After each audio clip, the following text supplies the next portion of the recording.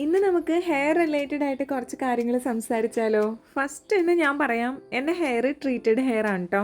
അല്ലാതെ ജന്മനാ എനിക്ക് കിട്ടിയത് ഇത്ര ഷൈനി ആൻഡ് സ്ട്രെയിറ്റ് ആയിട്ടുള്ള ഹെയർ അല്ല. ഇത് കംപ്ലീറ്റ്ലി ഇതിൻ്റെ ഭംഗിയിരിക്കുന്നത് നമ്മൾ ട്രീറ്റ്മെൻറ്റ് എടുത്തതിൻ്റെ ഭാഗമായിട്ട് തന്നെയാണ്. ഞാൻ ചെയ്തത് പെർമനൻറ്റ് ബ്ലോ ഡ്രൈ ആണ് കേട്ടോ. ഇന്നത്തെ എൻ്റെ മുടി നിങ്ങൾക്ക് പണ്ടത്തുള്ള വീഡിയോസിൽ നോക്കിയാൽ മനസ്സിലാവും. എൻ്റെ ഒരു വേവി ഹെയർ ആണ്. എൻഡിൽ കേൾസ് ഉള്ളൊരു ഹെയർ ടൈപ്പ് ആയിരുന്നു കേട്ടോ. അതിന് അതിൻ്റെതായ ഒരു ഭംഗിയുണ്ട്, ഇതിന് ഇതിൻ്റെതായ ഒരു ഭംഗിയുണ്ട്. അപ്പോൾ ഞാൻ പറഞ്ഞു വന്നത്, ഞാൻ ഗംഭീര കാര്യങ്ങളൊന്നും ചെയ്തിട്ടല്ല എൻ്റെ ഹെയർ ഇങ്ങനെ കിടക്കുന്നത്, പകരം ട്രീറ്റഡ് ആയതുകൊണ്ടാണ്. പക്ഷേ ട്രീറ്റ്മെൻറ്റ് എടുത്തതിന് ശേഷം നമ്മൾ നമ്മുടെ ഹെയറിനെ ശ്രദ്ധിച്ചില്ലെങ്കിൽ വളരെ വേഴ്സ്റ്റ് ആയി പോകും ഹെയറിൻ്റെ അവസ്ഥ. അപ്പോൾ അതിനെ മെയിൻറ്റെയിൻ ചെയ്യാനായിട്ട് ഞാൻ ചെയ്യുന്നൊരു ടിപ്പ് ഞാൻ നിങ്ങളോട് ഷെയർ ചെയ്യാം കേട്ടോ. ട്രീറ്റഡ് ഹെയറിന് ഒരുപാട് എണ്ണ യൂസ് ചെയ്യുന്നതൊന്നും പൊതുവെ അത്ര സജസ്റ്റ് ചെയ്യുന്ന കാര്യമല്ല. പക്ഷെ നമ്മൾ കുറച്ച് എണ്ണ യൂസ് ചെയ്തില്ലെങ്കിൽ ഒരുപാട് ഫ്രിസി ആയി പോകും. അപ്പോൾ വളരെ കുറച്ച് മാത്രം ഇടയ്ക്കൊക്കെ എണ്ണ യൂസ് ചെയ്യാം കേട്ടോ. അപ്പം ഞാൻ ആദ്യം തന്നെ ഹെയറിന് ഒരു മസാജൊക്കെ കൊടുത്തതിന് ശേഷമാണ് എന്തെങ്കിലും കാര്യങ്ങളൊക്കെ ചെയ്യാറ്. അത് കഴിഞ്ഞിട്ടും മസാജ് ചെയ്യാറുണ്ട്.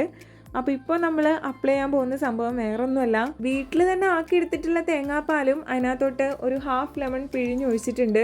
ഇൻഗ്രീഡിയൻസ് ഇത്രയേ ഉള്ളൂ, ആകെ 2 ഉള്ളൂ. ഇതിൻ്റെ ഒരു അളവ് പറയുകയാണെങ്കിൽ ഒരു കൈപ്പിടി തേങ്ങ ചിരവിയതാണ് എടുത്തിട്ടുള്ളത്, അതിൻ്റെ പാലാണ് കേട്ടോ.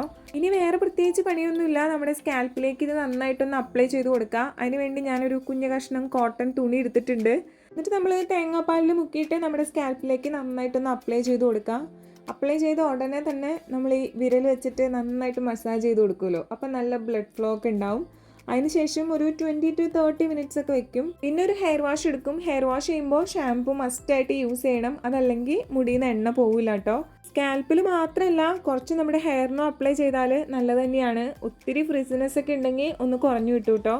പിന്നെ ഇത് എപ്പോഴും ചെയ്യണമെന്നൊന്നുമില്ല, നമ്മൾ 2 ആഴ്ച കൂടുമ്പോഴോ 1.5 ആഴ്ച കൂടുമ്പോഴൊക്കെ ചെയ്താൽ മതി. ഇപ്പോൾ എൻ്റെ ഹെയർ കെയർ ചോദിച്ചവർക്ക് വേണ്ടി, എൻ്റെ ഹെയറിന് വേണ്ടി ഞാൻ ചെയ്യാറുള്ള 2-3 വളരെ കുറച്ച് കാര്യങ്ങളുള്ളൂ. അതിനകത്ത് ഒരെണ്ണം ഇതാണ് കേട്ടോ.